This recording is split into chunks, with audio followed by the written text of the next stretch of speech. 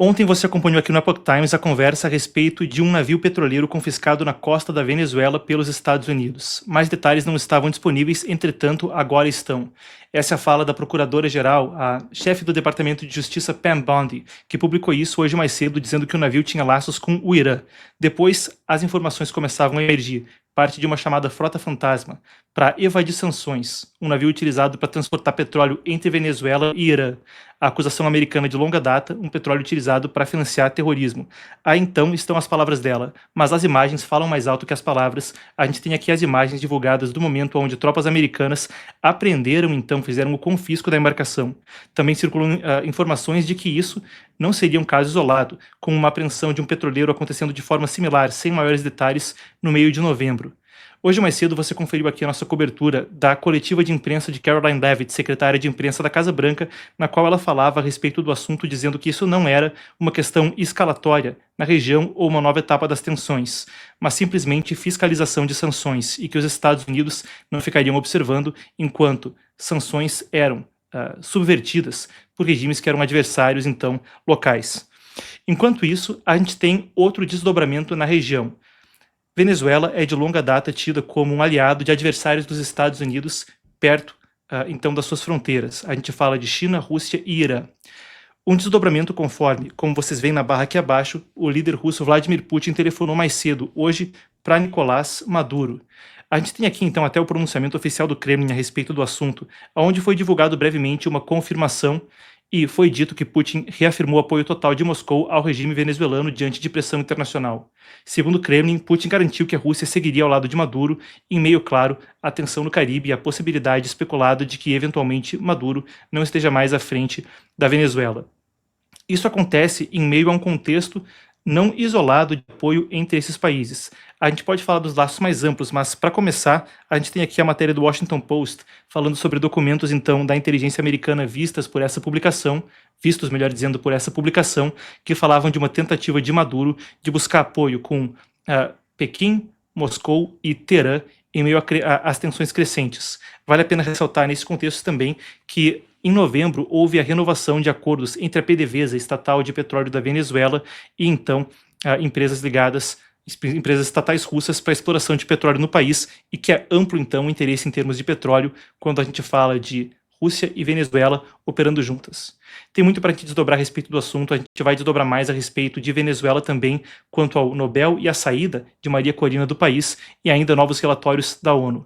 Para discutir o assunto, eu recebo hoje o professor Ricardo de Toma, ele que é, então, doutor em estudos estratégicos internacionais.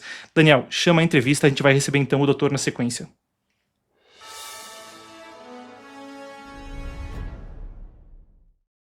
Professor, um prazer conversar com o senhor. Muito obrigado por nos atender. Eu quero começar desdobrando, então, a questão do telefonema entre Putin e Maduro.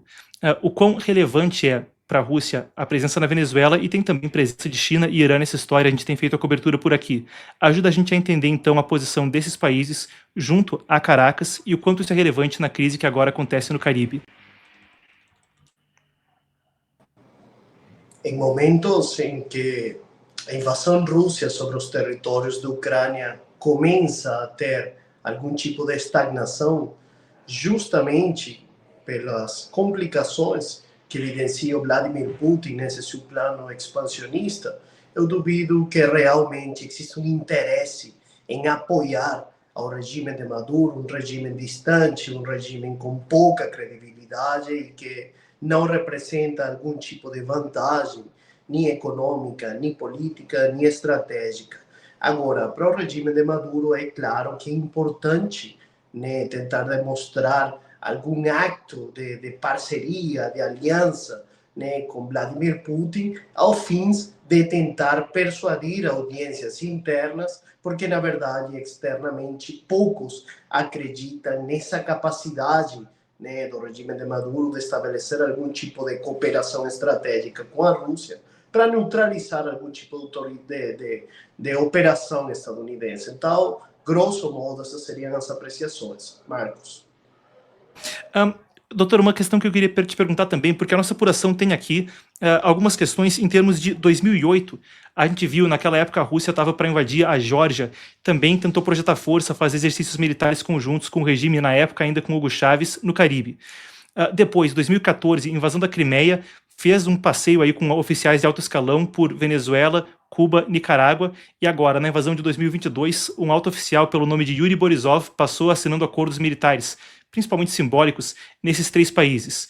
Então, também existe, nesse meio, a questão de os russos tentarem projetar poder perto dos Estados Unidos em meio às negociações de paz na Ucrânia?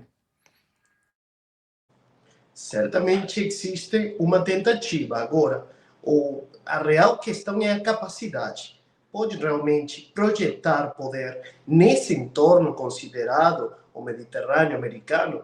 Diante disso, não é casualidade, portanto, de que se faça referência aberta a esse corolário de Trump, a doutrina Monroe. E é justamente isso, é restabelecer essa hegemonia estadunidense nesse entorno caribenho, que é parte desse âmbito hemisférico, onde os estadunidenses não aceitam a inserção de potências extrarregionais, menos ainda potências que tentam respaldar politicamente regimes autoritários que conspiram abertamente contra democracias ocidentais. E o que nós observamos justamente é isso, é uma resposta diante de tentativas de evadir sanções internacionais ao regime dos ayatollahs e com triangulação de outros atores que pretendiam assistir ao Maduro e ao mesmo tempo ao regime do